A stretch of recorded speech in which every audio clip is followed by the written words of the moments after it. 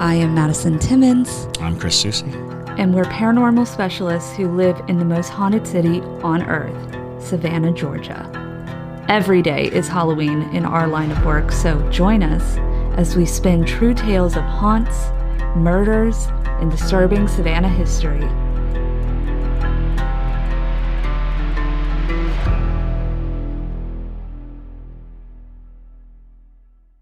I'm Madison. I'm Chris. And welcome to the most haunted city on earth. Hello, and welcome back to another episode of the most haunted city on earth. My name is Madison Timmons. I'm Chris Susie. And I'm JT Timmons. Back from the dead. Yes, the infrequent visitor. Although if you're watching on YouTube, JT's not this short. What's going on with the chair? You look like a kindergartner. I am pretty short, but... no, you're not. You're not that short. You do look like a kindergartner. Yeah. It's like the table should not be at your armpits. Yeah. No, you're right. Well, honestly, it's good for my back. Let's get some phone books in here. Yeah. Can we get an Apple box, please? There you go. Production. But welcome. One day we're going to make a compilation of all the nonsense that we say at the beginning of these. But regardless, welcome to this new episode. But before we get into it, JT, would you like to hit us with some announcements? Yes, couple quick announcements. Wanted to thank our newest Parajunkies and welcome them to the Parajunkie fam. We got Postal Kitty, Patrick Young, and Claire Break or Breaky.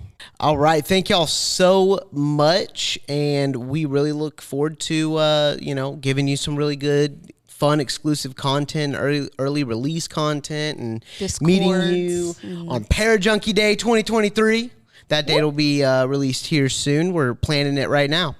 All right. Send in your ghost mail to ghostmail@hauntedcitypodcast.com. Or if you're old-fashioned, we do have a mailbox that you can send it to, which is on our website. So, Yeah, a mailbox. What is that? Like like what you send your mail to, like your physical letters. Your what?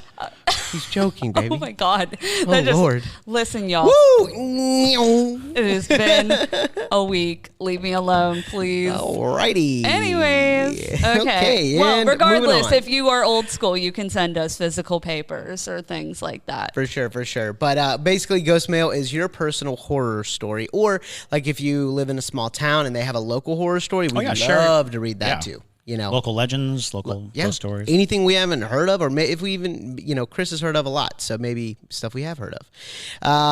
All right. Big announcement. We kind of already announced it, but we're announcing it again. And we'll announce it all the way up until it happens. Then we'll announce it till after it happens. 2 girls, 1 ghost. We are doing an episode with them. We are so excited to be doing that because they're awesome. And then also get your merch at HauntedCityPodcast.com /shop. All right, let's get started. All right. All right, so we've got ghost mail. We've got ghost mail. And the first story is from Rebecca Darth, who is a Parajunkie. Thank you, Rebecca, for sending in your ghost mail. All right, here we go. Let's get started. Hello there. Huge fan of your podcast, and I'm incredibly excited to tell you all about my experiences. I've never got to relay this to professionals, so I'm excited to hear your opinions and comments. To preface, I have 2 main stories, so let's dive right in. All right, here we go. Number 1. To preface this event, my father was currently traveling for work, so it was just my mother, little sister, and I in the home. Also, my first ever experience may seem very familiar to a lot of people. As a child, and even into my teenage years, I've always hated the dark. It always gave me anxiety, and it had always felt like someone or something was lurking in the corner watching me. To help this, my parents had little night lights around the house. 1, so we can navigate the house at night, me. And 2, my pediatrician told my mother it would help elevate my anxiety of the dark. Alleviate. Ooh, yep. I was like, this is a really awful doctor. That doctor is like, I have a plan. Elevate it. All right. The one night that stands out to me was when I was 9. I woke up with an immense amount of anxiety and uneasiness, so as any young kid would do, I went to go sleep with my mom. My parents' room was at the other end of our second floor hallway. They always slept with their door open, as both my sister and I have made it a habit to want to sleep with them at night. But when I woke her up and asked if I can sleep with her, because I just couldn't be alone in my own room, she said yes. She's used to it by now. However, in waking my mom up, it just so happened I also woke our family Yorkie up as well, and she started whining to go outside and pee. As I crawled into my parents' bed and wrapped myself up in the comforter, my mom took the dog down the steps and outside to pee.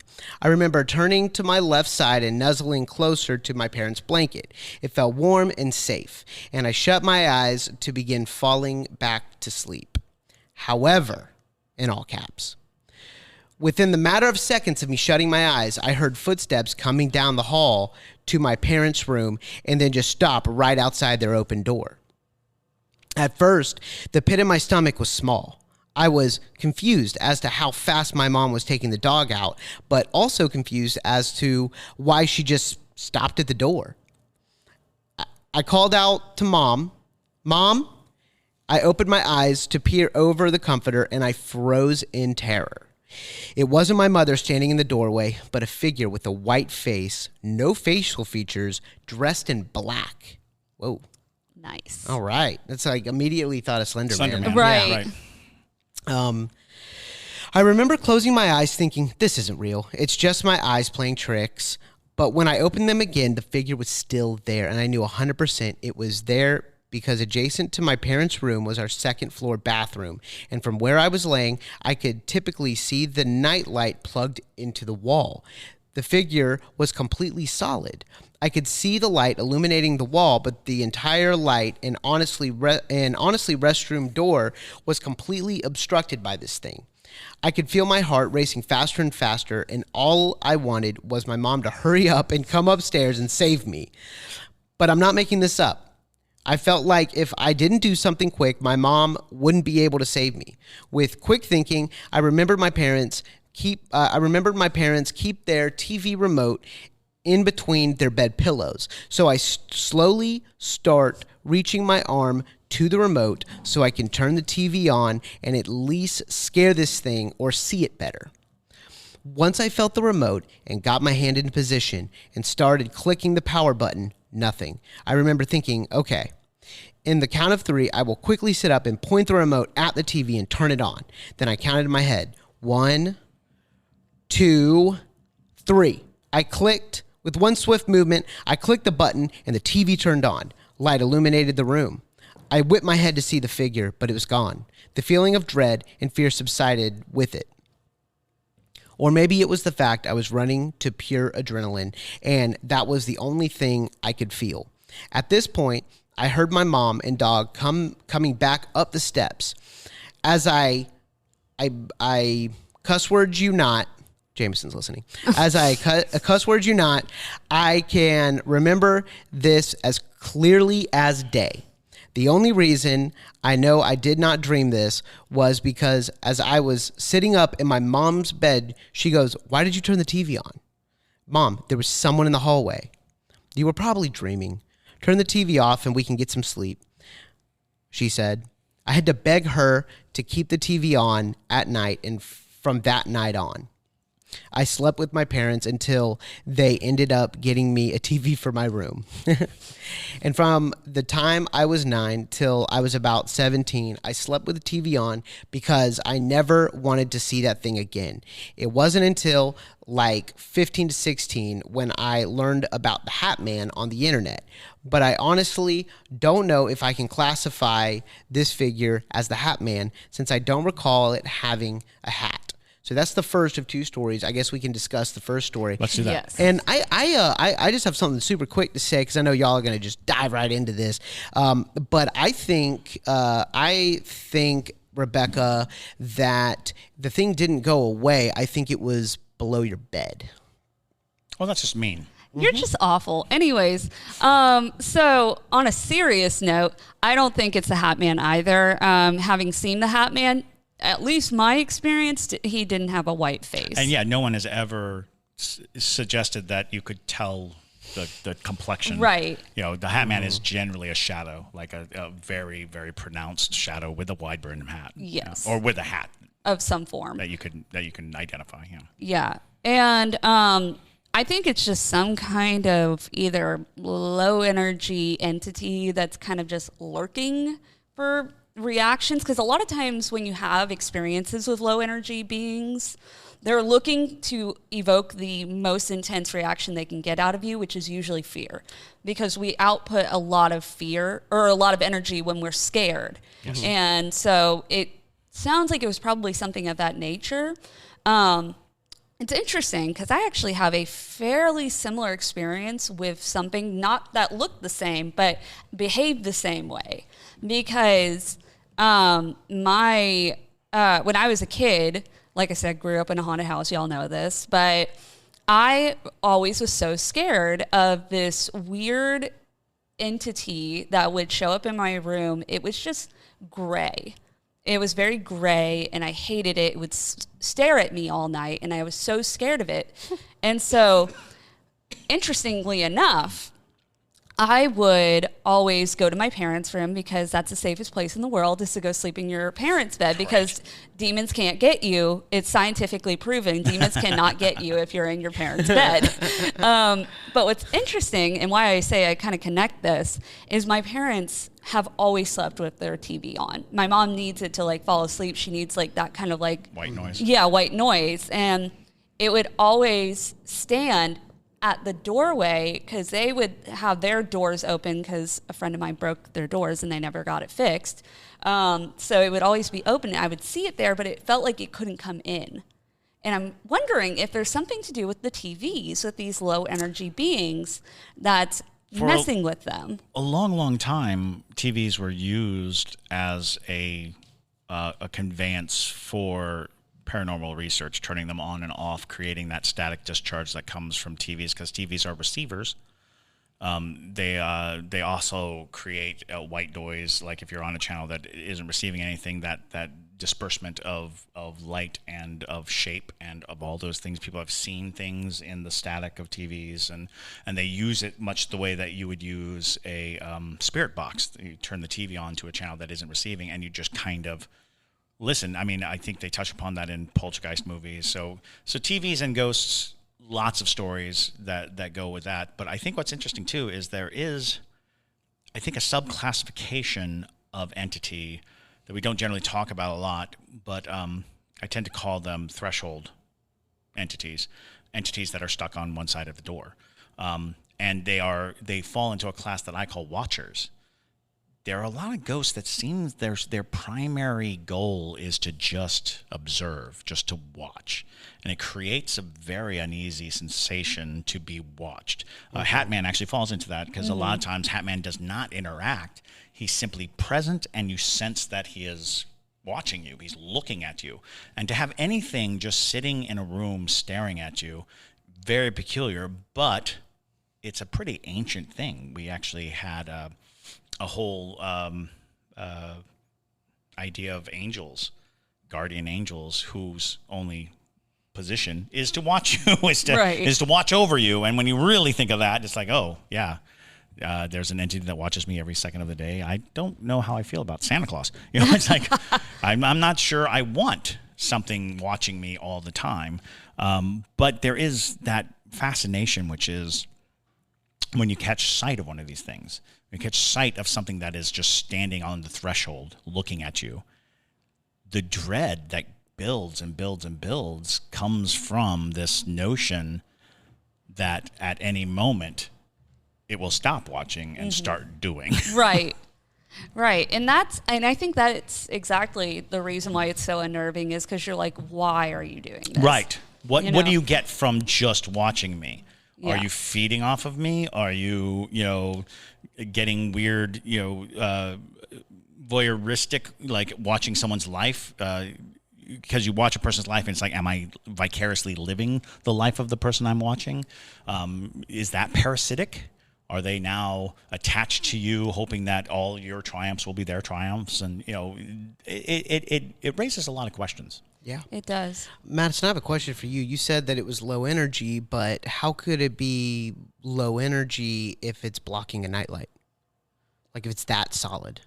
I mean, that's getting into the realm of like why certain entities look the way they do.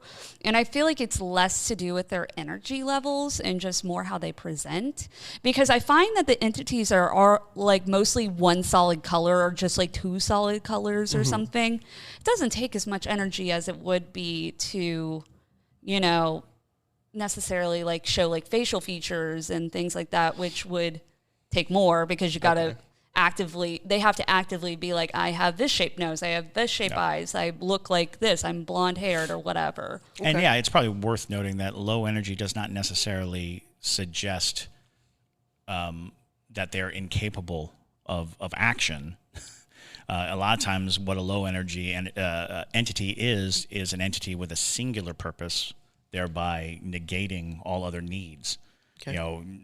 Does not need any other thing than the one thing it's after, and that lowers its overall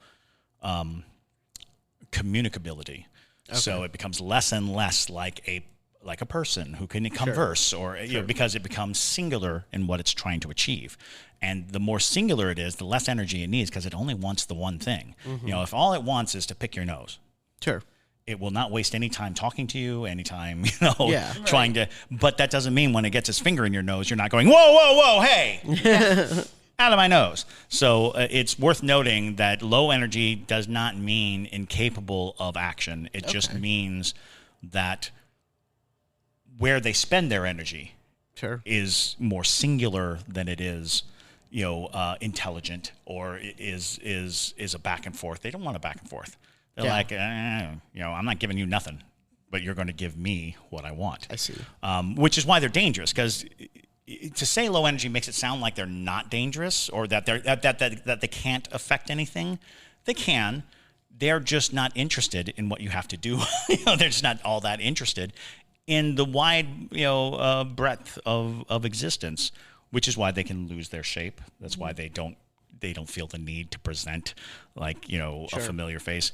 And that gives you all those other things. Like when you start talking about demons, sometimes demons go way out of their way to either look like something very nice that you want to be around, or something very horrifying that you don't want to be around. Sure. And it's the difference between an accountant and a theater person. The accountant is doing his accounting. The theater person will put on the whole, rigmarole, hang the lights, put all the makeup on, and the sparkle, and ta-da. But that doesn't mean that if an accountant was standing in your room in the middle of the night, you wouldn't be freaked out by it. Oh, yeah, absolutely. Right. When you need mealtime inspiration, it's worth shopping Kroger, where you'll find over 30,000 mouth-watering choices that excite your inner foodie. And no matter what tasty choice you make, you'll enjoy our everyday low prices, plus extra ways to save, like digital coupons worth over $600 each week. You can also save up to $1 off per gallon at the pump with fuel points. More savings and more inspiring flavors make shopping Kroger worth it every time. Kroger, fresh for everyone. Fuel restrictions apply. All right, story number 2. Here we go. This happened back in 2018 when I worked at the Lazy Boy by my house. At this point, I had been working here for well over a year and had a few odd experiences, but things at those times just rode off.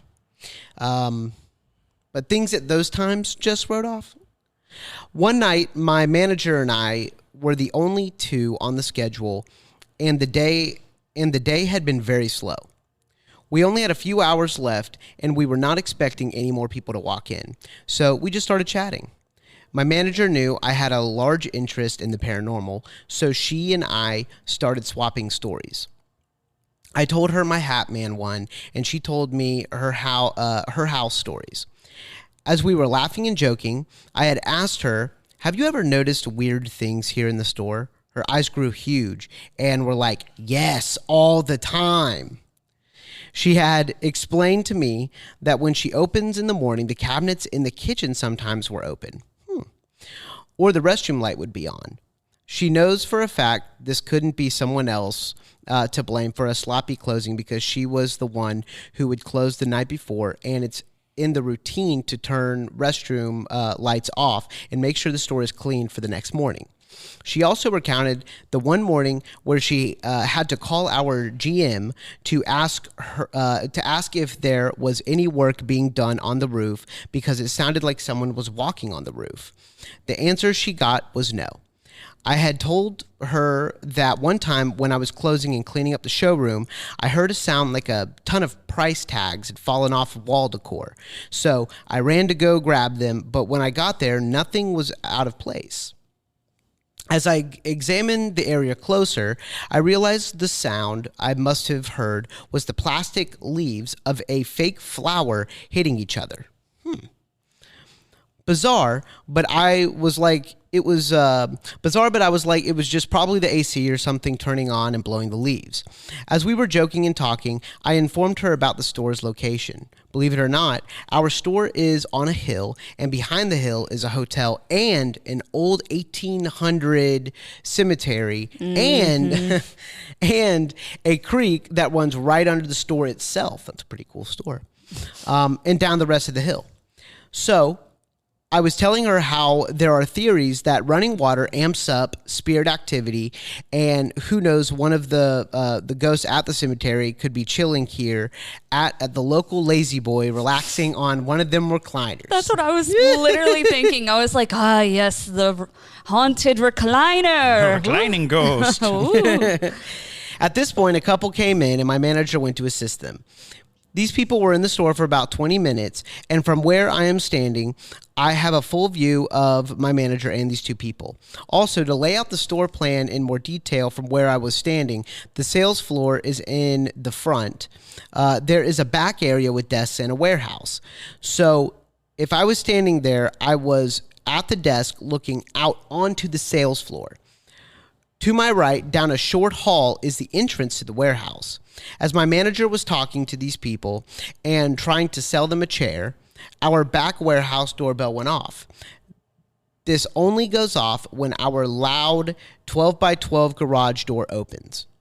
And it only goes off once. However, these times it dings again and again and again. A constant dinging started. I'm at this point staring down the hallway to close the doors to the warehouse, and then I hear my manager come back to the desk and go, that's the garage door. I'm like, yes, I'm aware that's a garage door. At this point, too, my manager was letting the people in the store talk to themselves about the chair. So we were both able to make our way to the warehouse to see what TF was going on. As soon as we opened the double store doors into the warehouse, the dinging of the doorbell stopped. My manager checked the garage door, and it was locked and secured, so nothing could have opened it to trigger the alarm. Weird. So, no, we both are kind of sketched, but, this type of stuff happens. When we go out, we leave the double doors open in a sense that they were closed, so you can't see in.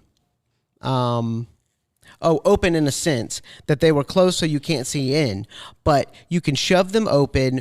But you can shove them to open up without having to use the door handle.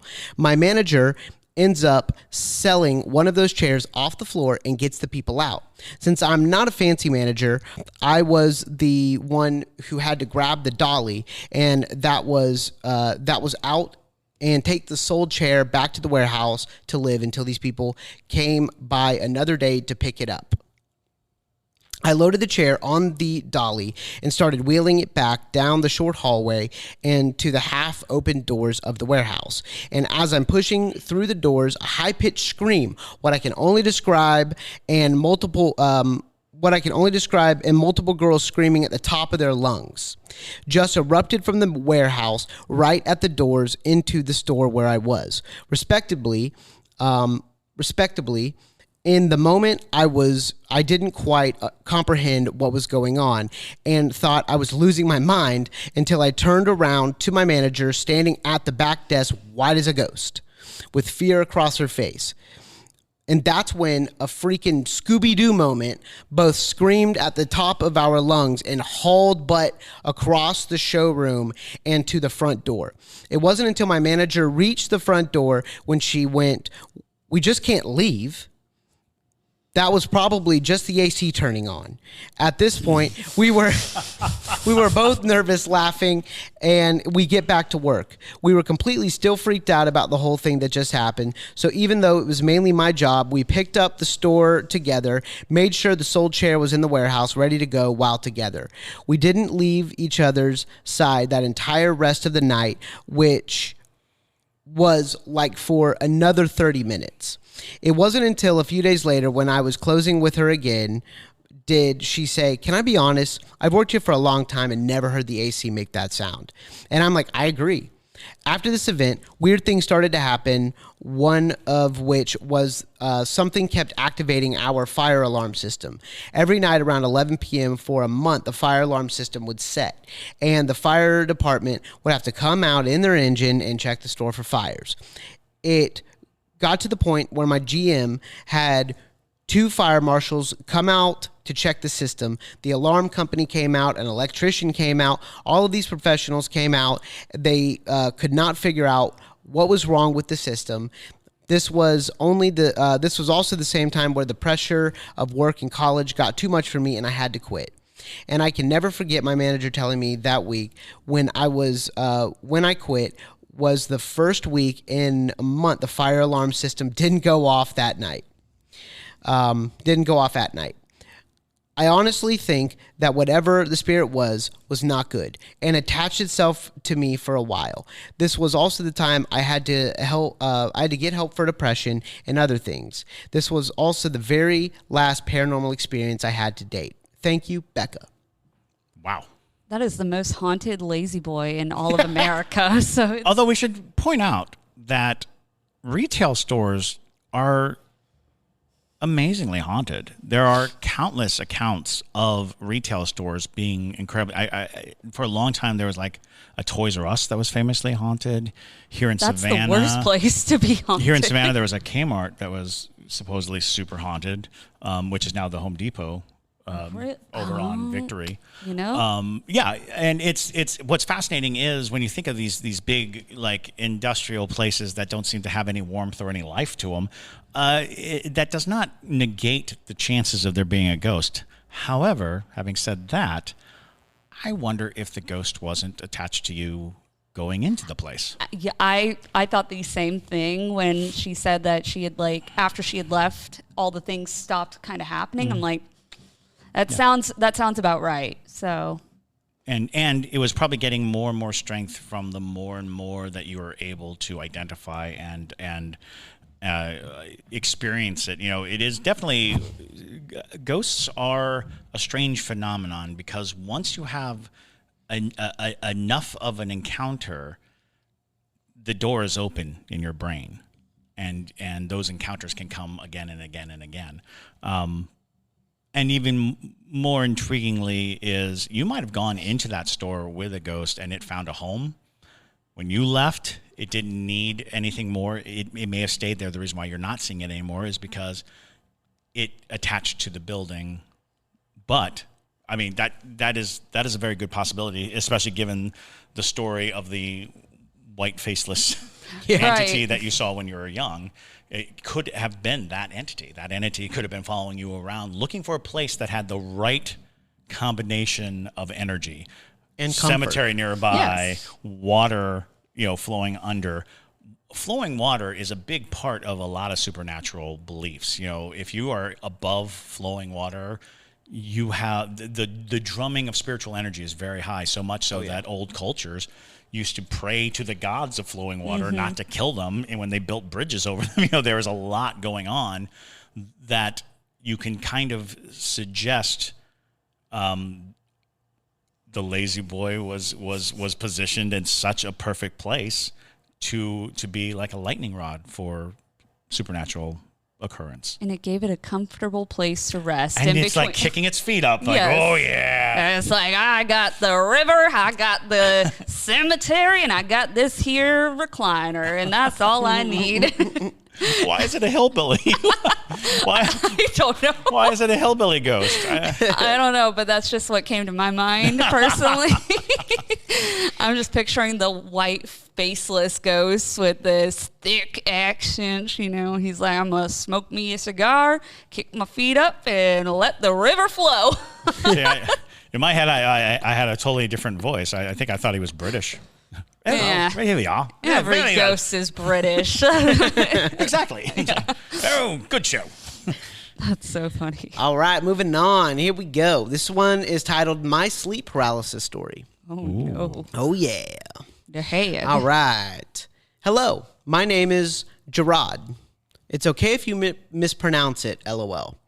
I'm a fan of the show. You guys showed up on my For You page a while ago on TikTok. I love the show. Keep up the good work. Thanks, Gerard.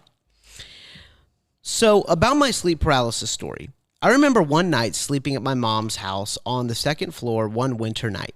It had to be like around 2 or 3 o'clock in the morning. Anyway, I always sleep with the door locked. It's just a thing that I do for my anxiety. The door must be locked. The house isn't haunted or anything, but that's just how I am.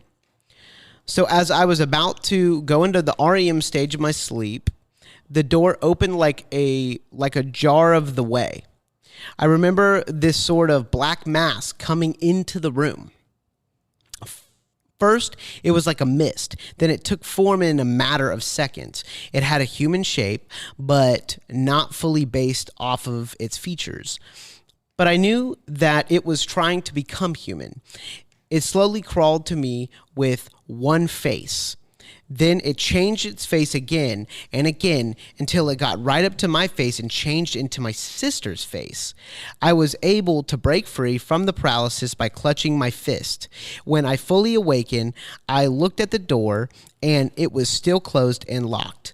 Might I add that I do have a sense for when things feel off or weird around me. At times I can feel people's energy, or at times if I'm in a certain section of the house or building that feels off, I won't even bother to walk in that direction unless I tell myself it's okay, it's just a long dark hallway. I have many stories like this and dreams also. Much love. You got a hag on you. Yeah. We actually just talked about the effort to look like things, and what can willfully change its appearance, because there's a big difference between something that is using your perception to form its form. That is not something that it's necessarily voluntarily doing. You are applying your living psychic energy to a mass, and it becomes what it is. When you say that it was changing its form, when it's changing its shape, that sounds like it was looking for a form that you would find acceptable, that you would not, that you wouldn't fight, I guess, because because it landed on family, and that is in classic storytelling. I mean, again, if you wanted to pull from the Fae, from the concept of glamour, the true glamour, which is to make a person believe they're seeing something that they're not. Which was the term of glamour, and it was the magic of the Fae to, glam your eyes, to make you so that you couldn't tell the threat that was coming. That sounds like an entity that could have been out for damage. Whenever you hear that, because also starting in a mist form and turning into a solid form, not normal of the mist that you usually encounter in supernatural instances. Sure. The mist that you usually encounter in those instances are just energy that had been dissipated to the point at which it has no form. Mist usually can't reconfigure itself back because it had diminished so much that it has no consciousness. It doesn't exist. Like when you come across, when you're on a ghost hunt and you see a mist or what seems almost like an unnatural fog, you're usually just dealing with the fact that, this place is charged paranormally. But this mist generally, and sometimes it'll swirl, change patterns, and do all this stuff.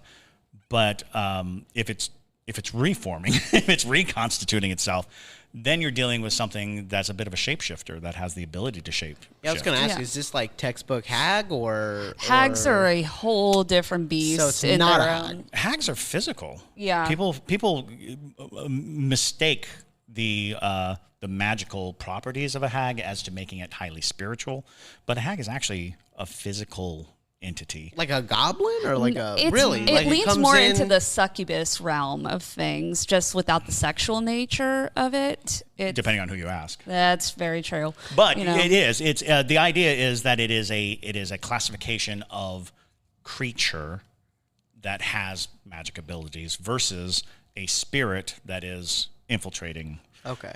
Because, like, for instance, the classic hag story, when the hag looks like someone you love, they're physically wearing skin that they have to Oh. peel out of. Really? And so in a lot of hag stories, people will wake up to see the skin Yeah. of their loved one in a pile in the room. Because Did it kill them? so in many cases, it's their disguise. They showed up from the beginning, but a lot of people say they fashion a skin suit No. to look like it, and a lot of people think that one of this also goes into, because there are old stories all around the world of this type of shapeshifter, which is a creature that wears the skin. If you take the skin and throw it in the fireplace, you can rid yourself of the hag.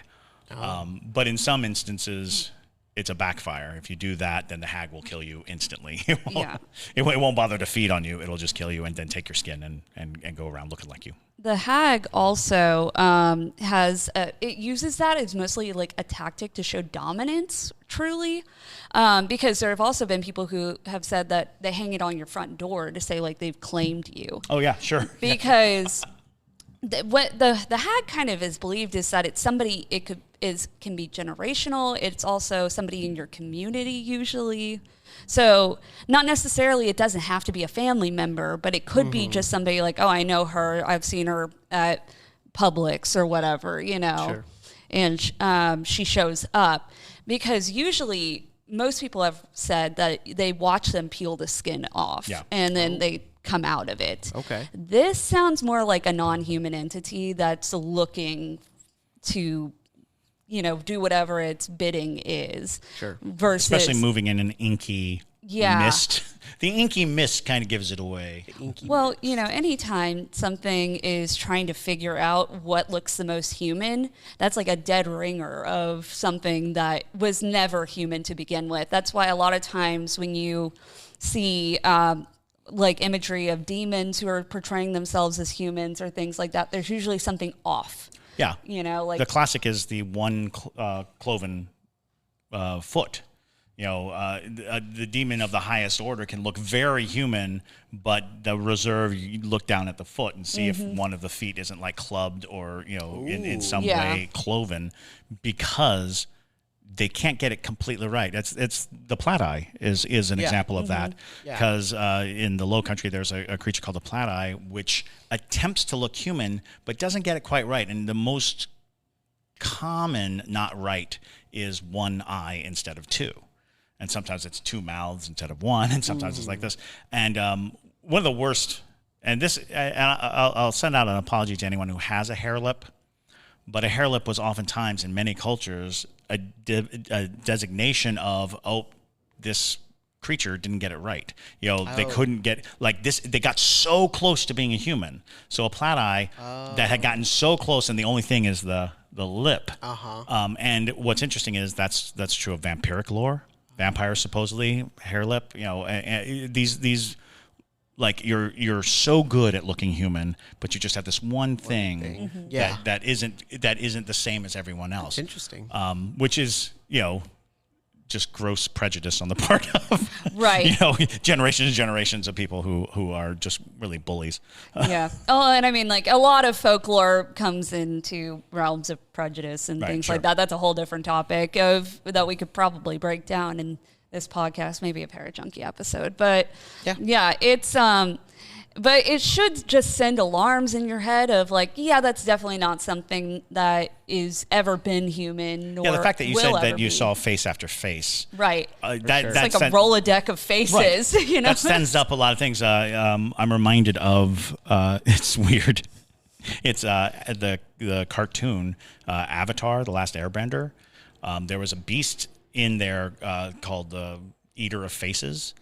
And it basically, if you reacted with any emotion, it ate your face. But then it had your face to use. So like it would appear with the face of someone you loved. And it's like, that is pulled straight from so many cultural folklores.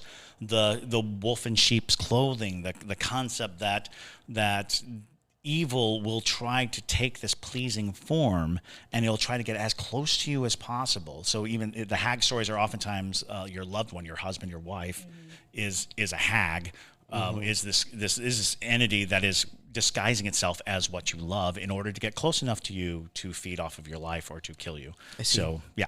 Or even with succubuses, like we, in a couple episodes ago where somebody had sent in their succubus story, it took form as his high school crush or whatever. You know, they do that to get to you because it'll make you less uncomfortable. But in theory, I'm like, you know, that would make me more uncomfortable to be like, you just randomly appeared in my room and this is a... But of course, that's also... They're not masters of human psyche. That is true. You know, you think of them more like insects. Yeah. You know, they're. I am going to look like a leaf, and you won't eat me. And so it's like looking at you like, this. what do you like? You like this? No, you like this. So Yeah. what about this? Can I kiss you now? It's like, no, you can't kiss me now. It's like AI. It's like it just barely it's just a little off. It's like, why are there 10 fingers on your face? I was like, no reason. No reason. Hold my hand. No, get away from me. So really, you know, succubus type creatures are just the original AI generators. Right. Almost human. Almost human. That'll be the title of this episode. Almost human. All right. So we have our third story from Alexandra Machado. And this is called Crypt Experience. Ooh. That is I know, right? I like I'd buy tickets to that. cryptic. Welcome to the cryptic crypt. The cryptic crypt. All Could right. be a cryptid crypt. Hey, Madison, Chris, and JT. I'm Alexandra, a.k.a. Lola Burns on TikTok. Oh, yeah. Okay, yes. there you go. We know Lola. We do know Lola. And y'all are my favorite podcast on Spotify. Aw, Thanks. that's Nice. sweet. No, that's great to hear. Love that. I'm listening to the season opener with Eni, and you mentioned crypts. And I want to share a story or experience I used to do with my mom when I was little. If this is disrespectful, I'll understand if you don't read it on the air. Well, we're doing it. We don't read these beforehand because we want like real reactions from like everybody. All right. My memory sucks as a 38-year-old, so I'm really digging back into my memory bank. My dad was in the Army, and we were stationed in Germany from 89 to 92 when I was 5 to 8 years old. I was homeschooled, and my mother and I used to go on walks, and one time we ventured into the cemetery with crypts. And we would walk around, and they had little slits in the crypts where you could peek inside. Oh, that's cool. Oh, yeah.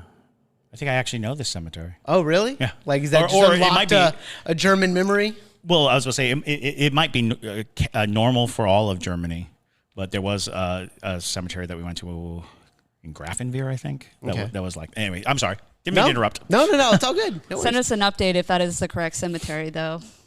So, I would be peeking inside as a 6-year-old trying to see skulls and bones, naturally. Absolutely.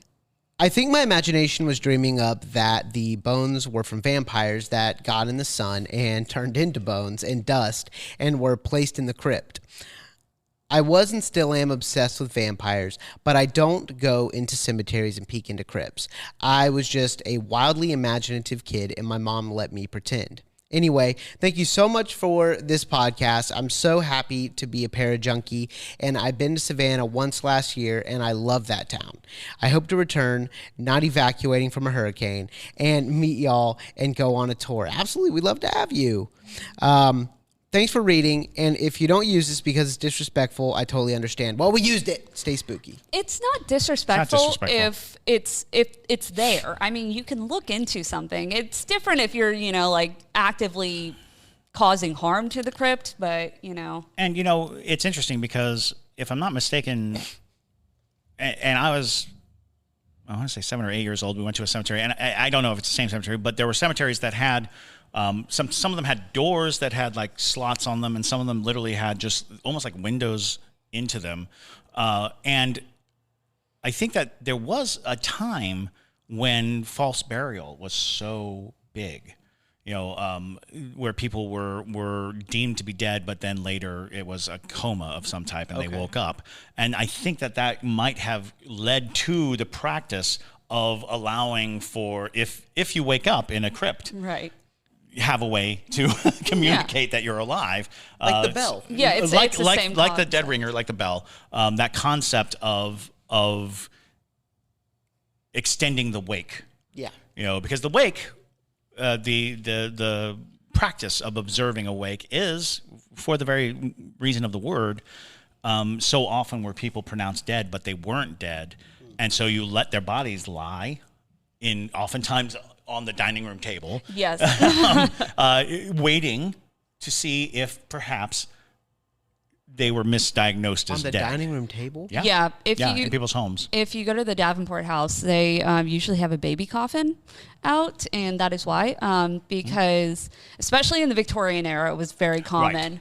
They actually had these special, they kind of look like wicker, the giant placemats that you would put on your table, so you could then put the coffin on top of that without ruining your dining room table. Yeah, it was like a 2-week affair usually if somebody died. That's you wild. know, because pretty much how it would go is like they're pronounced dead, and if you died in between like bi-weekly periodicals, somebody had to go out with handwritten letters to go notify everybody that you died. So that takes time to begin with. So You guys just like read this stuff? Like, how do you learn I was a this? ghost tour guide. I Well, still I know, am. but- So well, you got to know these you guys are things. There also wild comes a with it. point at which the questions arise. What is a wake? Why do you call it a wake? And it's like, oh, literally. Literally. There's a chance this dead person might wake up. There is a chance that That's why? Mm-hmm. Yeah. What? Yeah. Yeah. Yeah. And Whoa. I mean, we transferred it to be like a party now, but there was a time when a wake included the body. The body was at the wake. Bruh. Now people think of it as, a dinner with a toast, Right. but it was indeed to allow for that time. And certain cultures, because of where they were, they would bury very quickly. You had to bury them within a certain amount of time. And people say, well, that's a spiritual answer. It's like, it's not really a spiritual answer.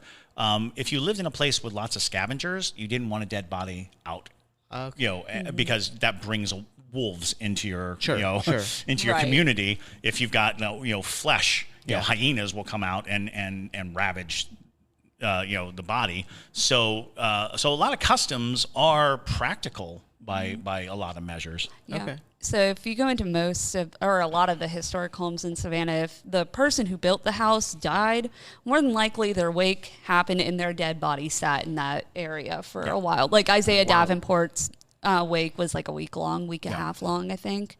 Okay. Yeah. And usually it was because of all the arrangements that go into it as well. On top of the viewing, on top of the family, on top of, there was also, we didn't have backhoes back then, so you had to dig a hole by itself. Sometimes you had to lay the foundation for a crypt. Sometimes, there's all kinds of things that went into the business of death. Oh, yeah. So, yeah. And then Business of death. also in Savannah, too, you had to have pallbearers be able to carry the casket down Oglethorpe Avenue heading towards Colonial Park Cemetery in the Victorian era as well, because there were no carriages allowed on that street. Right, that's right. So you had to have enough people to carry your body, and you had the sexton, who is the keeper of the cemetery. He had to march the procession down to Colonial Park Cemetery. So if he's got like 5 other people to proceed, you might have to wait for a little bit. So you might just have your dead loved one in your living room for a little bit before before your parade happens. Oh, boy. But That's crazy. yeah, there was a lot of rules in the Victorian era of how things had to go. Sure. So, because all the drapery had to be in place. Like you had to have all the people come into town. And think about it, you had horse-drawn carriages at that time mostly. So that's going to take a few days if people live out in the country and things like that, because most people's homes in Savannah were not their main homes. They had to come from the plantations. Okay. It's a lot going into it. So It's obscene. yeah, if you like Victorian funeral stuff, A Victorian funeral story. Hit me up. I have an interest in Victorian funerals. I think they're very know, fascinating. honey. I know you do. I know. And you got to get the hair for the locket and things like that. It's Don't forget the dead photography. Yes. You want to get pictures with your dead family Oh members. yeah, Gracious. cute, right? All right. Oh, yeah, absolutely. So, Chris, I guess we can end on the ghost tip of the week. Oh, sure. It's been a while since we've done a know. ghost tip in the week. So, speaking on graveyards, there are a set series of protocols that have been observed for centuries and centuries about going into graveyards. Mostly, it is about being idle or showing any form of joy or happiness. Don't whistle in a graveyard. Don't sing in a graveyard. And don't dance in a graveyard. Those are 3 rules that are generally to protect you from getting vengeful spirits to follow you.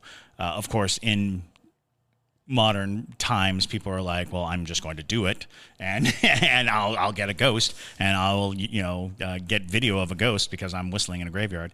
It is ultimately just a sign of respect. Try to be respectful whenever you visit the dead. It only goes towards building your character. Also, another helpful tip with that. The guardians of the cemetery are said to be the headstones that are closest to the entrance of the cemetery. So carry a few coins with you. That'll just typically, overall, whatever denomination of religion they are, coins are usually a safe bet. Leave a couple coins at the Absolutely. headstone to show that you're being respectful of the guardian, and they'll usually take care of you. So They'll make sure nothing follows you out. right. So, ghost tip. Ghost tip! Woo! But thank you guys again for listening to this episode. If you want to send us your ghost stories, hit us up on Ghostmail at hauntedcitypodcast.com. Also, make sure to follow us on social media at Haunted City Podcast on all of the platforms. And if you haven't become a Parajunkie, you can find us over on Patreon, so you can join in on all the fun that we are having over there. But with that, my name is Madison Timmons. I'm Chris Susi. And stay spooky, y'all.